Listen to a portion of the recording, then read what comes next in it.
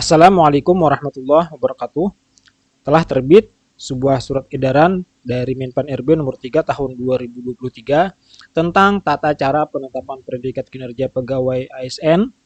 Ini berkenaan dengan Permenpan RB nomor 1 tahun 2023 kemarin, pembahasan tentang jabatan fungsional terbaru, dan juga Permenpan RB nomor 6 tahun 2022, pembahasan mengenai SKP format terbaru. Nah, ini juga sudah disosialisasikan oleh Kemenpan RB di kanal YouTube-nya. Mari kita sama-sama mempelajarinya.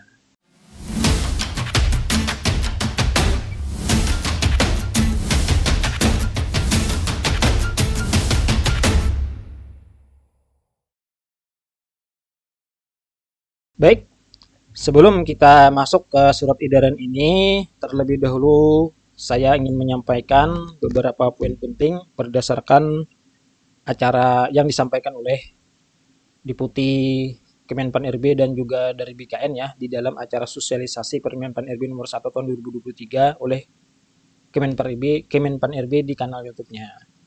Adapun poin-poin penting tersebut ya menurut saya yang pertama bahwa kita itu tidak lagi menyusun dupak ya. Artinya dupak sudah dihapus. Nah, jadi kita itu hanya cukup menyusun SKP. SKP format terbaru Permenpan RB nomor 6 tahun 2022. Yang mana di dalam SKP tersebut menurut format Permenpan RB nomor 6 tahun 2022 itu tidak ada lagi memuat butiran-butiran angka kredit. Setiap kegiatan dan perilaku itu ada angka kreditnya, itu tidak ada lagi seperti itu ya. Hanya berdasarkan predikat kinerja. Nah, predikat kinerja ini indikatornya apa saja? Nah, ini dijelaskan di dalam surat edaran ini. Surat edaran nomor 3 tahun 2023. Yang mana jika pegawai itu mempunyai predikat baik untuk golongan 3A misalnya, maka angka kreditnya sudah buku ya 12,5. Tidak bisa dikurangi dan tidak bisa dilebih-lebihkan. Beda dengan yang dulu. Yang dulu itu kan bisa saja kurang dari 12,5 atau bisa saja lebih dari 12,5. Misalnya kan yang dulu itu mengajar kan 10,5, wali kelas 52,5. Kemudian pelatihan dia mempunyai 3, lalu angka kreditnya 3. Nah, itu kan sebanyak-banyaknya dia bisa saja ya memuat di SKP. Yang sekarang itu sudah tidak bisa lagi ya. Nah, dan juga yang dulu itu misalnya di dalam satu sekolah itu ya semuanya itu sangat baik atau baik semuanya ya itu tidak begitu lagi ya. Nah, itu dijelaskan nantinya di dalam surat edaran ini, yang mana jika sekolah itu nilainya tuh baik, maka di dalam sekolah itu pegawainya maksimal 70 orang nilainya baik, sisanya itu nilainya itu cukup ya atau butuh perbaikan. Nah, jadi begitu ya. Nanti saya ya, jelaskan sama-sama ya, kita baca sama-sama di dalam surat edaran nomor 3 tahun 2023 ini. Nah, kemudian poin yang kedua adalah masalah pengangkatan jabatan fungsional keahlian itu tidak lagi mempersyaratkan diklat dan uji kompetensi atau sertifikat pendidik bagi guru ya, karena sudah dihapus oleh PP nomor 17 tahun 2020 dan lebih khusus lagi untuk jabatan guru di dalam surat edaran Direktur Jenderal GTK Kemendikbudristek nomor 0378 garis miring B garis miring HK titik 04.01 garis miring 2023 di sana menjelaskan bahwa guru yang belum memiliki sertifikat pendidik dapat diangkat dalam jabatan fungsional guru. Nah, ini banyak sekali ya pertanyaan di konten saya sebelumnya. Jadi itu tidak ada lagi ya yang mempersyaratkan seperti itu. Dan juga saya mendengar ya penjelasan dari BKN di dalam acara sosialisasi kemarin itu bahwa untuk memiliki jabatan SK jabatan fungsional ini sudah otomatis mengikuti pangkat ya. Jadi ketika dia 3A, maka jabatan fungsionalnya itu sudah include di dalamnya ahli pertama. Ketika dia sudah ke 3C, dia memiliki pangkat 3C, maka sudah include di dalamnya jabatan fungsional ya ahli muda. Jadi begitu ya. Karena kata beliau untuk mendapatkan SK pangkat jabatan fungsional tersebut tidak lagi mempersulitkan, ya kan? Nah, begitu ya. Kemudian lagi poin penting selanjutnya di sini bahwa bagi pegawai yang memperoleh ijazah ya, penyetaran ijazah, itu tidak bisa lagi melompati pangkat yang belum dilaluinya. Misalnya begini, misalnya dia pangkat 2C, karena dia memiliki ijazah S1, maka dia langsung lompat ke 3A. Kan yang dulu begitu. Yang sekarang itu tidak bisa lagi. Dia harus melalui pangkat-pangkat yang belum dilaluinya. Misalnya kan dari 2C, 2C itu baru 2 tahun dia, maka dia harus menyelesaikan dulu ke 3D, 2D, ya kan? Baru ke 3A. Kecuali dia sudah di 2D, setahun atau 2 tahun di 2D, maka dengan ijazah S1, maka tidak perlu 4 tahun di 2D, maka cukup setahun atau 2 tahun dia sudah bisa ke 3A. Begitu ya, berdasarkan yang saya dengar. Kemudian lagi di sini proses naik pangkat menggunakan angka kredit kumulatif ini memungkinkan kenaikan pangkat itu bisa kurang dari 4 tahun. Jadi begini, misalnya kan dari 3B itu kombinasi nilainya itu nilai kinerja predikat kinerja seorang pegawai itu, contoh saja ya, dalam tahun pertama dia baik, tahun kedua sangat baik, tahun ketiga baik, dan tahun keempat sangat baik. Nah, ini nilai otomatis nilai guru tersebut misalnya di 3A itu lebih dari angka kredit yang dibutuhkan. Angka kredit yang dibutuhkan kan dari 3A ke 3B 50. Karena di situ ada sangat baik, ada 2, otomatis angka kreditnya lebih dari 50. Nah, kelebihan angka kreditnya itu bisa digunakan ke 3C. Nah, ketika di 3C dia hanya membutuhkan waktu 3 tahun, dia sudah bisa naik pangkat ke 3C. Di 3B 3 tahun, dia sudah bisa mengusulkan naik pangkat ke 3C. Dengan kinerja di 3B baik 3 tahun. Sangat baik di 3A 2 tahun, dia bisa mengusulkan naik pangkat ke 3C. Ya, begitu ya.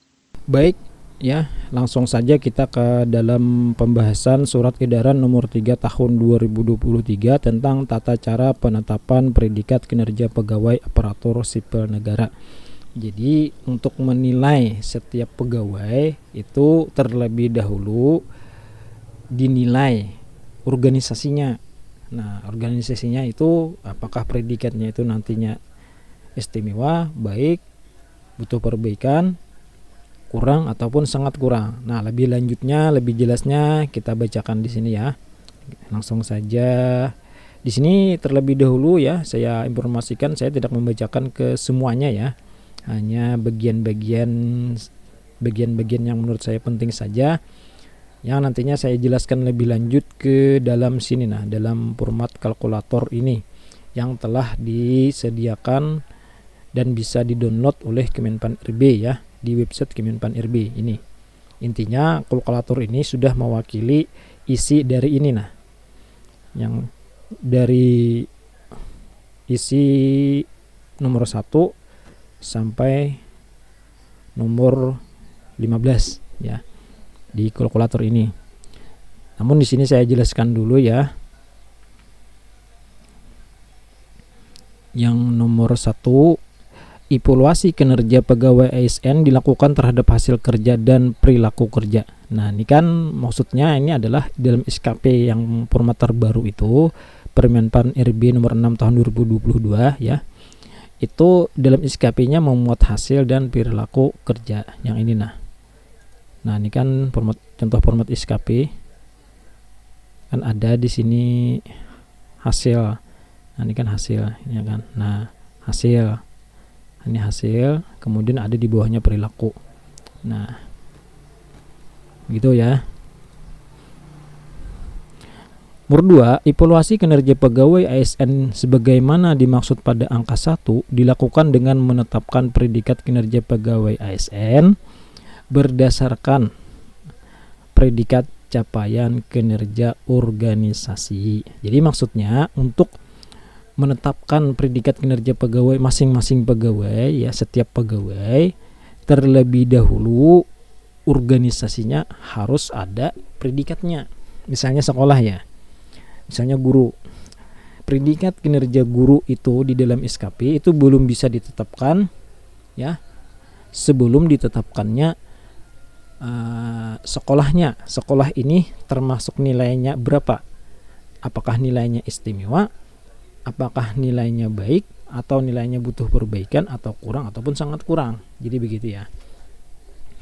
Kemudian yang nomor 3, tahapan-tahapan. Ini tahapan-tahapannya ya untuk menilai sebelum kepada penilaian kinerja masing-masing pegawai, ada tahapannya. Tahapan yang pertama adalah ditetapkannya kinerja organisasi. Nah, penetapan kinerja organisasi itu adalah nilainya ini: istimewa, baik, butuh perbaikan, kurang, sangat kurang.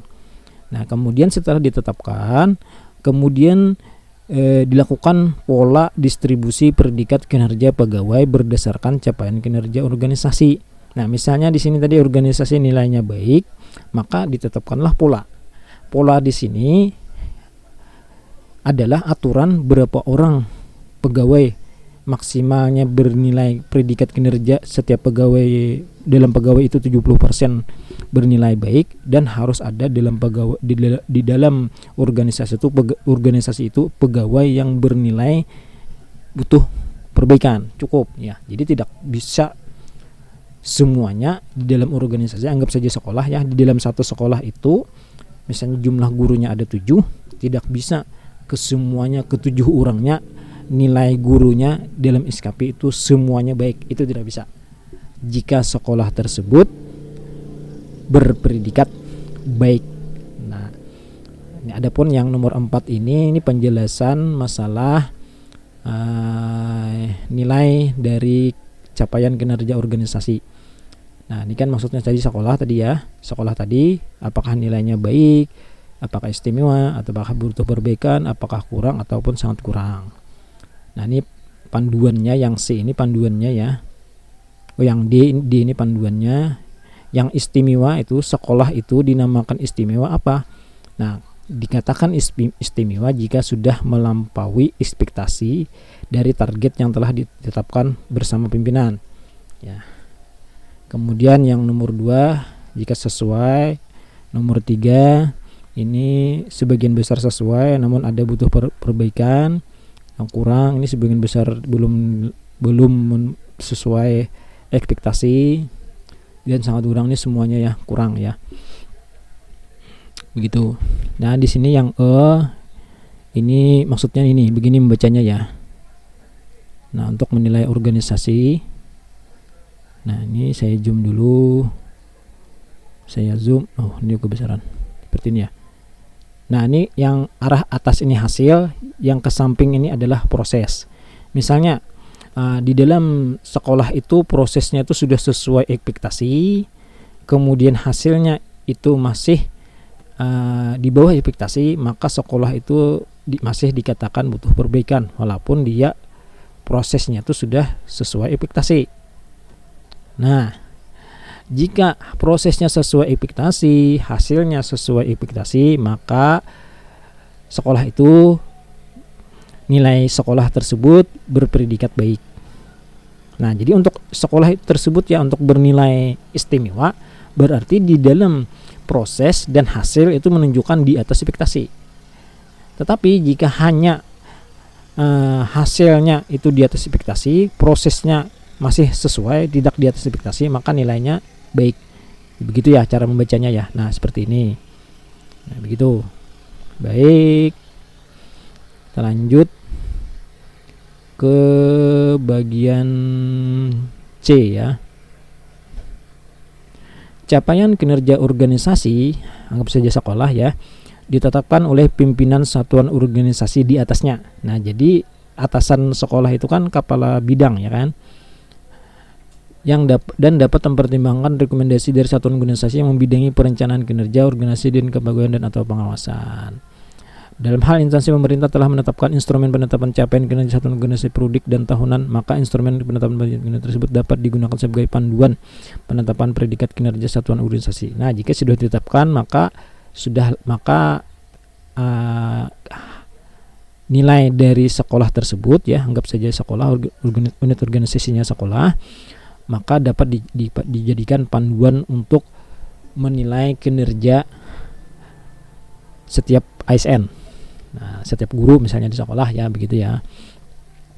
Nah, ini yang selanjutnya ini ya, ini masalah menjelaskan yang nomor 5 ini penjelasan berapa persen ya nilainya jika misalnya organisasi itu nilainya baik, ya kan, maka harus 70%, maksimal 70% setiap pegawainya itu berpredikat baik. Sisanya itu bisa sangat baik dan harus ada butuh perbaikan. Jadi ini sudah jelas ya, kelihatan beda dengan yang dulu itu kan tidak ada pemeringkatan ya, penilaian kinerja organisasi, apakah sekolah ini nilainya baik ataupun butuh perbaikan, tidak ada nilainya itu.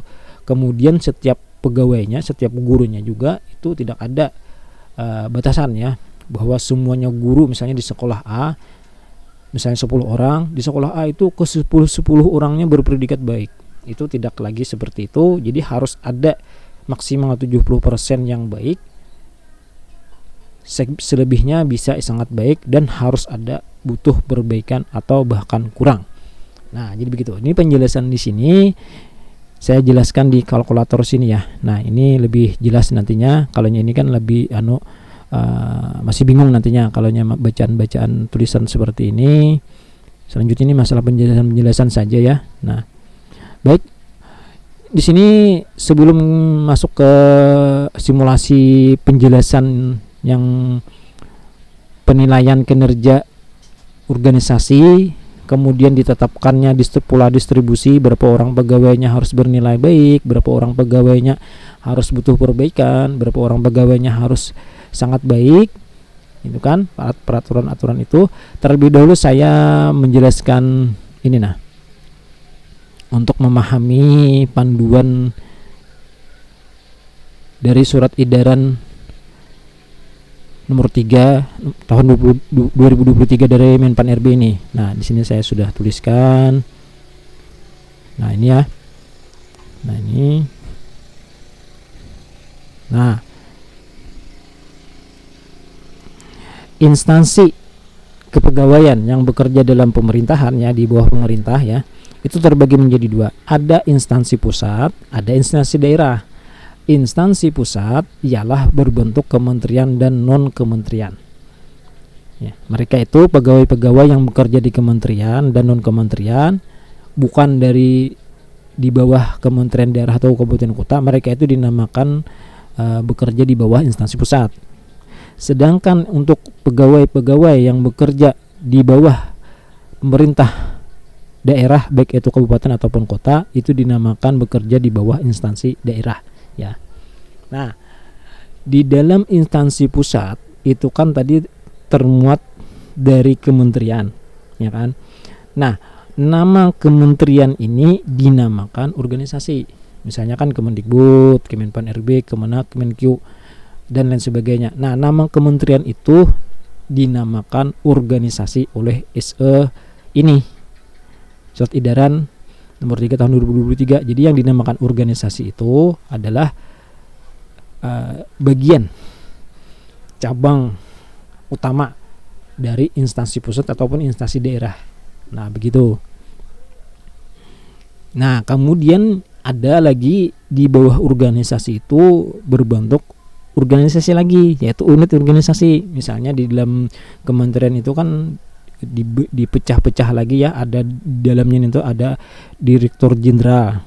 Di bawah dari direktur jenderal itu dinamakan unit organisasi, dinamakan direktorat jenderal. Jadi ini yang dinamakan unit organisasi itu, dan ini yang dinamakan di bawahan unit organisasi. Misalnya lagi di dalam organisasi pemerintah daerah ya. Nah, nama-nama dinas-dinas itu itu dinamakan organisasi pemerintah daerah. Nama-nama dinas pendidikan, dinas pertanian, Disdukcapil, dinas perikanan dan sebagainya. Nah, itu setiap dinas-dinas itu dinamakan organisasi. Nah, di dalam dinas-dinas itu kan terbagi lagi bagian-bagiannya, ada bagian-bagiannya. Ini bagian bidang apa, bagian bidang apa, bagian bidang apa. Ini dinamakan setiap bagian-bagian dan bidang-bidang itu dinamakan unit organisasi. Nah, dalam setiap bidang itu ada lagi organisasi. Contohnya ya, untuk di dinas pendidikan. Nah, dinas pendidikan itu kan ada kepala bidang P3 ya kan. Dari bawahan kepala bidang P3 ini ada lagi organisasi yang berupa sekolah. Nah, bawahan dari unit organisasi dari kepala bidang bagian ini dinamakan bawahan unit organisasi. Nah, sekolah itu adalah satuan organisasi. Nah, jadi pejabat penilai dari sekolah adalah pimpinan sekolah, itu adalah kepala sekolah, ya kan? Yang menetapkan penetapan predikat apakah sekolah ini nilainya tadi sangat baik ataupun butuh perbaikan ataupun kurang ataupun sekurang, maka atasan dari sekolah ini yang menetapkan, yaitu kepala bidang ataupun kepala bagian PTK ya. Nah, jika kepala bidang atau kepala bagian ini tidak menetapkan, ya, belum ditetapkan oleh kepala bidang kepala bagian, maka yang menetapkan adalah kepala organisasinya, yaitu kepala dinas. Jika kepala dinas masih belum menetapkan nilai dari sekolah itu apakah istimewa tadi ya, apakah baik dan seterusnya, maka nilai dari sekolah ini adalah butuh perbaikan, gitu ya. Di dalam SE nomor 3 tahun 2023. Sebenarnya ini di sini sudah tertulis ya, namun saya tidak bacakan agar mempersingkat video ya, begitu ya. Baik, kita langsung saja kepada kalkulator yang telah disediakan oleh Kemenpan RB ya, untuk penjelasan bagaimana tata cara penetapan dan pola distribusi kinerja pegawai di dalam satuan organisasi. Nah, jadi yang pertama sini forum penetapan predikat kinerja satuan organisasi. Nah, kita klik. Nah, jadi di sini tingkat satuan organisasi ini misalnya tadi di sini misalnya dinas pendidikan, ya kan. Bawahannya ya kan yang paling bawah misalnya yang ingin dinilai, misalnya seorang bekerja itu yang pegawai yang bekerja ini jabatannya guru, ya kan. Maka satuan organisasinya adalah nama sekolah, ya kan. Jadi nama sekolah di sini SDN misalnya ya, bos 2 misalnya. Nah, yang menetapkan nilai di sini adalah kabid kepala bidang. Nah, misalnya nilainya tadi baik, ya kan. Nilai sangat baik, butuh perbaikan, kurang dan sangat kurang ini ada panduannya. Panduannya tadi di SE Pan RB ini. Nah, ini nomor berapa tadi ya? Di bagian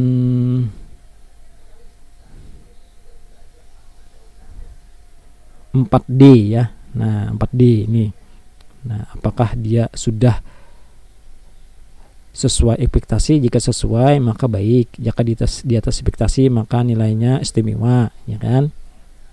Mengenai butiran-butiran apakah dia sudah sesuai, apakah belum, atau apakah di atas, itu kan diserahkan kepada masing-masing organisasi ya. Nah, ini misalkan saja ya, sekolah ini mendapatkan nilai baik ya. Nah, berarti sudah ditetapkan tahap pertama tadi kan. Setelah tahap pertama ditetapkan, yang menetapkan tadi kan adalah kepala bidang PTK ya, misalkan PTK ya kan. Nah, jika PTK belum menetapkan, maka yang menetapkan adalah kepala satuan organisasinya langsung, atasannya langsung, yaitu kepala dinas.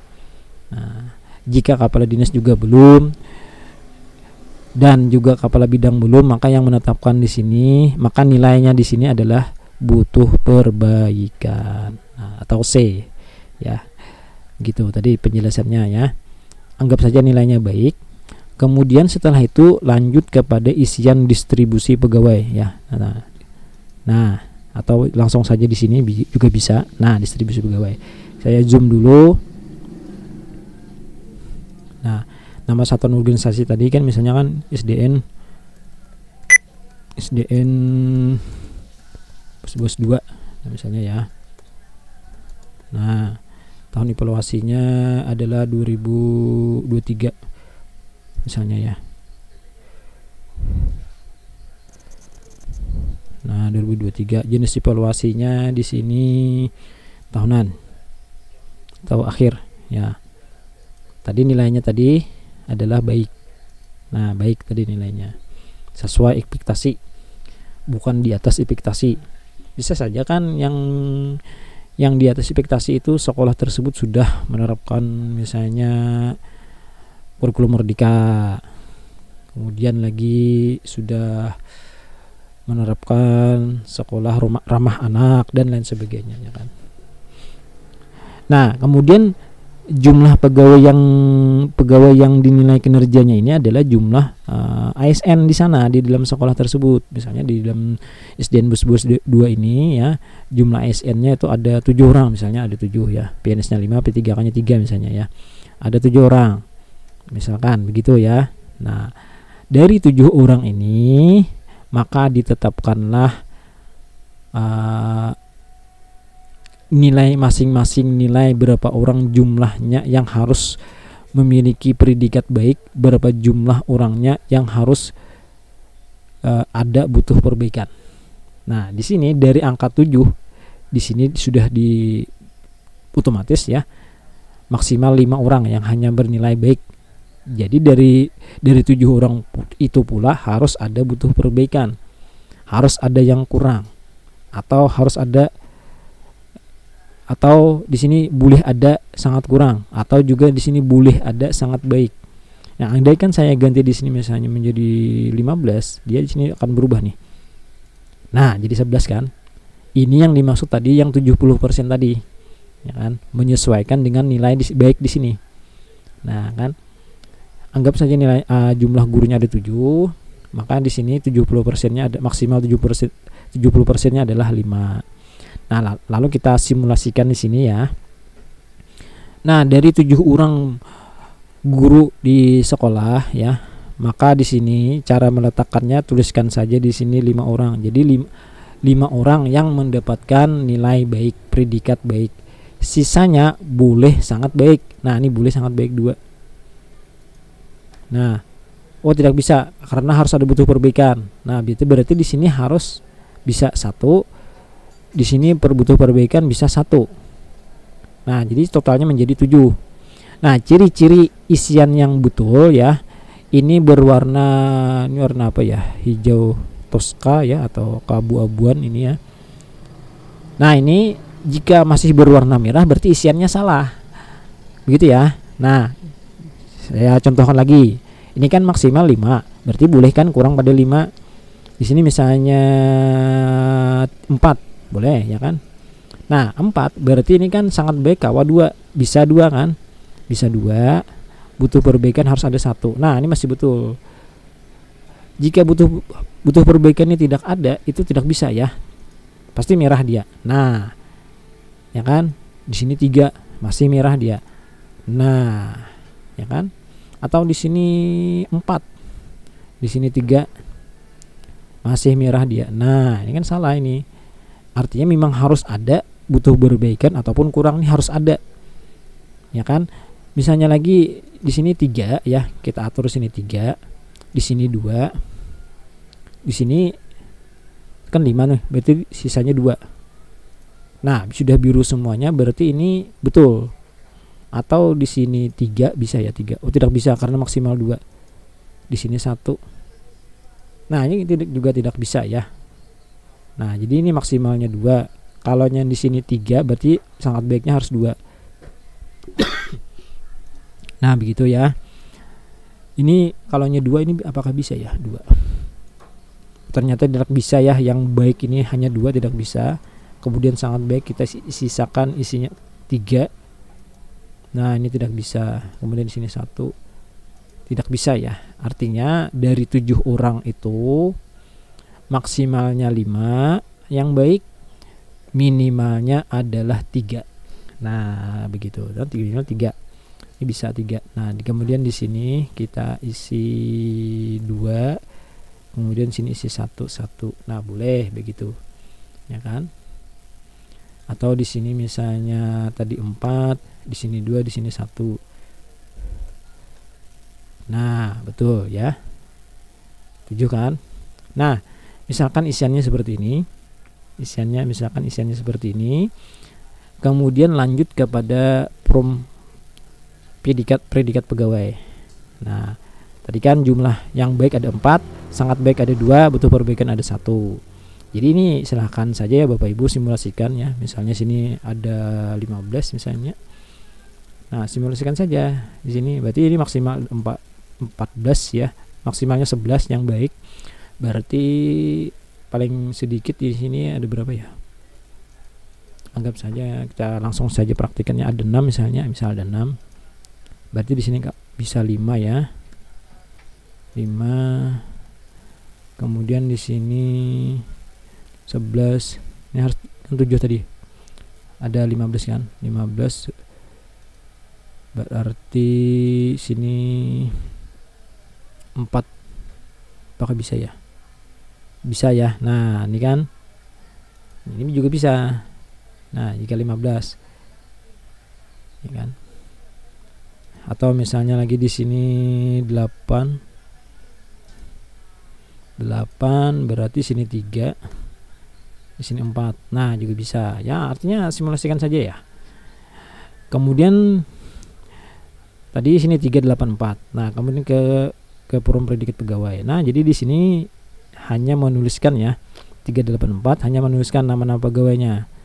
Sangat baik ada 3 orang, tuliskan nama-nama pegawainya ya kan. Nah, misalnya tadi baik ada 8 orang, tuliskan nama pegawainya. Kemudian butuh perbaikan ada 4, tuliskan nama pegawai dan predikatnya. Udah, itu aja ya. Nah, hanya ini yang dapat saya sampaikan. Mohon maaf atas segala kekurangan ataupun kekeliruan dalam penyampaian. Saya Yunandar Hiryansyah. Wassalamualaikum warahmatullahi wabarakatuh.